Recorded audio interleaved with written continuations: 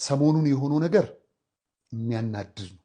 አይደለም ባሮክን ይቅርና አይደለም ብሩክን ይቅርና አይደለም ሌላ ይቅርና የዛች የህመምተኛዋ ልጅ እናት እንኳን አሟታል። ስለ ድንግል ማርያም አሟታል። የጠላቴ ጠላት ወዳጄ ነው እንዲሉ ብሩክ ለመናፍቃን የራስ ምታት የሆነ ልጅ ነው። ልብ በል፣ ለፕሮቴስታንት አላለም። ፕሮቴስታንቱ ስላሉ ከሃዲያን ስለ ፕሮቴስታንት አለ። ለመናፍቃን ራስ ምታት ነው። በሶሻል ሚዲያ ካልቻሉት ልጅ አንዱ ነው። አገኙት ማለት ነው። ለእናትየው አዛኞ ነው መጡ፣ ተቆረቆሩ። በቅርቡ ሃይማኖታችንን ክደናል ያሉ እንኳን ሳይቀር ልጅቷን ላይቭ ይዘው ገቡ። ተመልከት፣ ሶሻል ሚዲያውን የሚያጦዙት መናፍቃኖቹ ናቸው። እውነተኛ ፕሮቴስታንቶች ልጅቷ ያደረገችውን ድርጊት ተቃውመዋል።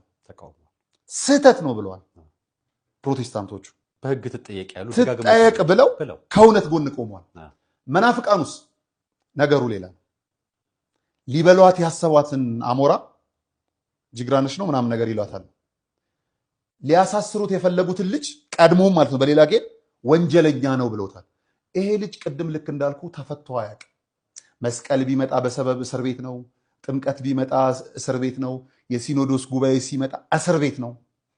መከራውን እያየ ያለን ለእምነቱ ወንድሞች፣ በእውነት ለመናገር ይሄ ነው እየተሰራበት። ኦርቶዶክሳውያን ንቁ። ስርዓት ያለው ሰው ብቻ ሳይሆን አንዳንዴም በጥባጭ ሰው ያስፈልጋል ይላል ፖለቲካው። ይሄ ለፕሮፓጋንዳም ለምን የሚያመጣ ቢያንስ ነገሮችን የሚያሸብር ቢያንስ ባሮክ በጥባጭ አይደለም፣ ቀናይ የቤተ ክርስቲያን ልጅ ነው።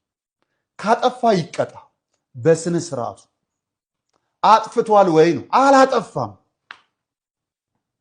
እግዚአብሔር ከረዳን፣ ድንግል ማርያም ከረዳችን የልጅቷ ወላጅናት እየመጣች ነው። ይሄን ቀረጻ ባደረግንበት ሰዓት እንኳን አቋርጠን እያወራን ነው። እውነቱን ይናገራሉ የነበረውን ነገር። ይህች እናት እንድትንገላታብን አንፈልግም። የኔም እናት ናት፣ የሁላችንም እናት ናት። ግን የእናታችን እናት ናት ደግሞ ድንግል ማርያም። ስለዛም ጭምር የኚህ እናታችን ግድ ይላቸዋል። የወለደ አንጀት ነው ያላቸው። ልጃቸው እንዲጎዳባቸው አይፈልጉም። በጣም በሚያስገርም መልኩ ባሮክ ሲወጣ እማማ ምናልባት ሌላ የሚያስፈራራውት ልጅ እንኳን ካለ ወይ ሰዎች ከመጡ እኔ ልጆች ነኝ በአቅራቢያው ነው የምገኘው ደውሉልኝ ብዬ ነው የወጣሁት ነው የሚለው። ሁለተኛ ዓለም ደግሞ ፌር ሳትሆን አንተ ፌር ለመሆን የምትሞክሩ ኦርቶዶክሳውያን ጤነኛ ናቸው?